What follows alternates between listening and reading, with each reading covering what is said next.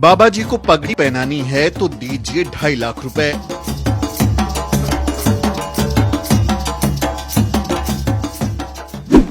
बाबा जी के चरण पखारने हैं तो दीजिए 1.5 लाख रुपए।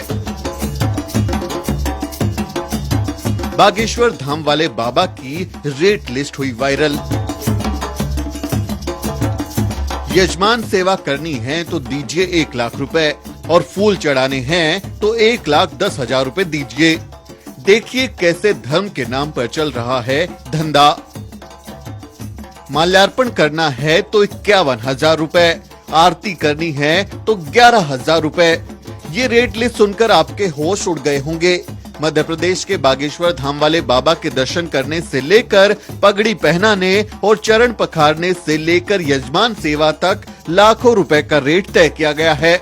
बाकायदा पोस्टर बनवाकर दाम की घोषणा की गई है। जिसको बाबा को पगड़ी पहनानी है वो 2,51,000 रुपए लेकर आए और जो चरण पखारना चाहता है वो 1,51,000 कैश लेकर आए। यजमान सेवा की चाहत वालों को भी 1 लाख रुपए चुकाने होंगे, तभी कृपा होगी, वरना उन्हें भगा दिया जाएगा।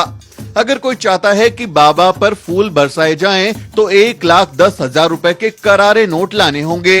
कोई माला पहनाने की हसरत लिए दरबार में आता है तो 51,000 रुपए लाना जरूरी है। आरती तक करने के लिए 11,000 रुपए का रेट लगाया गया है। संतों की तिलक सेवा के लिए भी 5,100 रुपए देने होंगे। ये किसी महंगे शोरूम में ब्रांडेड कपड़े या सामान का दाम नहीं है, बल्कि धर्म के नाम पर चल रही दुकान में भक्ति का सौदा है। अपने उल झुलूल बयानों और हरकतों के लिए कुख्यात बागेश्वर धाम के बाबा की तस्वीरों वाले ये पोस्टर सोशल मीडिया पर खूब वायरल हो रहे हैं।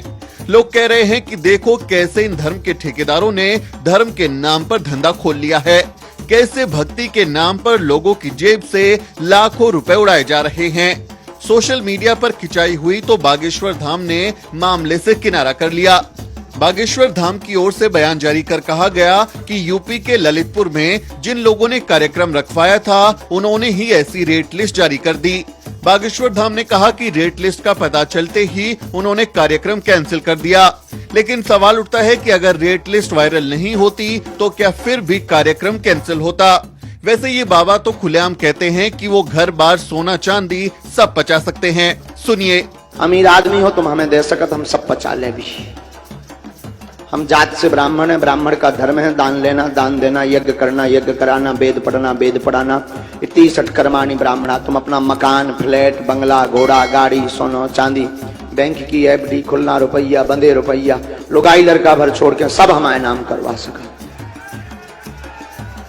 तो सुना आपने कैसे धर्म के नाम पर व्यापार चल रहा है, लेकिन व्यापारी सिर्फ ब्राह्मण हो सकते हैं, जिसमें मुनाफे की गारंटी 100% है।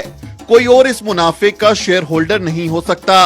राष्ट्रपिता ज्योतिबा फुले ने इस बारे में पहले ही कहा था। बाल काटना नाई का धर्म नहीं धंधा है, कपड़े धोना धोबी का धर्म नहीं बल्कि धंधा है।